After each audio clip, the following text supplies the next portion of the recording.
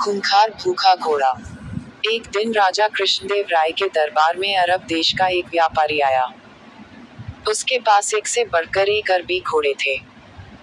व्यापारी ने हट्ठे कट्ठे और तंदुरुस्त अरबी घोड़ों की राजा कृष्णदेव राय के सामने इतनी तारीफ की कि उन्होंने फौरन उन घोड़ों को खरीदने का मन बना लिया। अच्छी कीमत देकर व्यापारी से सारे घोड़े खरीद लिए गए। व्यापारी खुशी खुशी वापस चला गया। महाराज बहुत खुश थे, लेकिन जब घोड़ों को रखने की बात सामने आई तो समस्या खड़ी हो गई।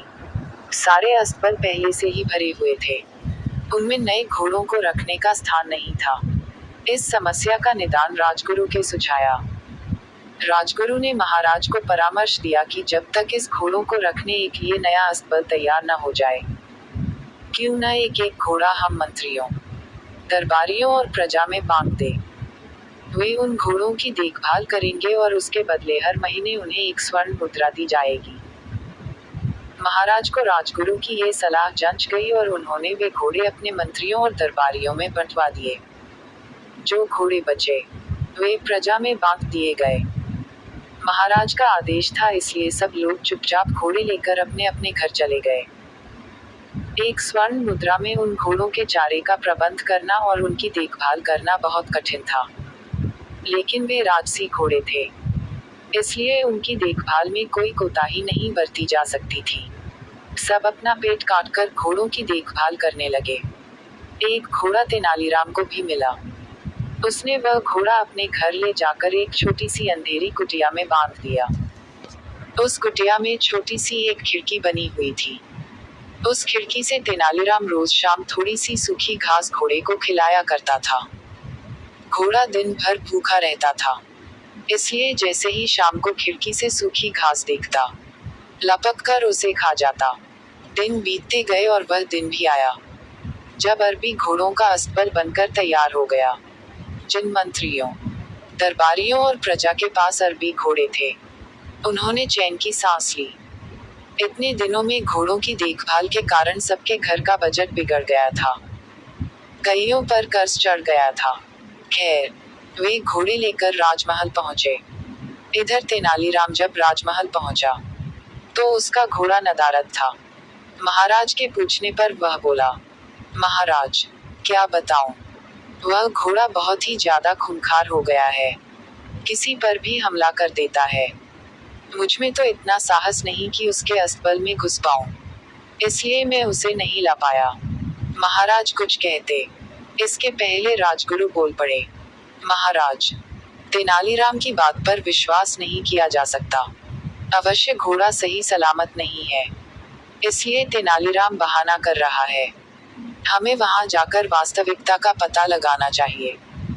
महाराज ने राजगुरु को कुछ सैनिकों के साथ तेनालीराम के घर जाकर घोड़े को लाने का आदेश दे दिया।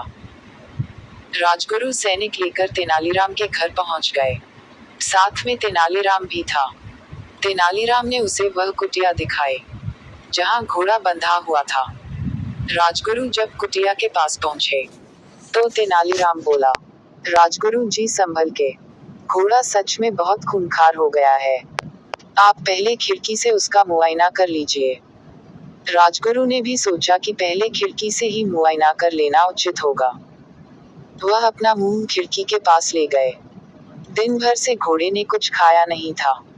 तेनालीराम शाम के समय ही उसे सूखी घास दिया करता था, इसलिए जैसे ही राजगुरु खिड़की के पास अपना मुंह लेकर गए, उनकी दाढ़ी को सूखी घास समझकर घोड़े ने मुंह में दबा लिया और खींचने लगा। राजगुरु दर्द से चीख पड़े। यह देख तेनालीराम बोला, मैंने कहा था न राजगुरु जी की घोड़ा बड़ा खूंखार हो गया है। राजगुरु क्या कहते, बस दर्द से चीखते रहे और अपनी दाढ़ी छुड़ाने का प्रयास करते रहे, किंतु भूखा घोड़ा भी दाढ़ी छोड़ने तैयार नहीं था। आखिरकार सैनिकों द्वारा तलवार से दाढ़ी काटकर अलग कर दी गई। तब राजगुरु की जान छूटी। उसके बाद राजगुरु ने सैनिकों को आदेश दिया कि वे घोड़े को पकड़कर राजमहल ले चलें। घोड़े को राजमहल में महाराज के सामने ले जाया गया। राजा ने जब घोड़े को देखा तो आश्चर्यचकित रह गए। इतने महीने ढंग से कुछ खाने पीने को न दिए जाने के कारण उसका शरीर सूख गया था और वह एकदम मरियल दिख रहा था। अपने घोड़े की ये हालत देख महाराज बहुत क्रोधित हुए और तेनालीराम से बोले, ये क्या हालत कर दी तुमने घोड़े की? तेनालीराम बोला, महाराज, एक स्वर्ण मुद्रा में मैं इसे जितना दाना पानी दे सकता था उतना मैंने दिया। बाकी लोग आपके डर से अपना पेट काट काट कर घोड़े की देखभाल करते रहे।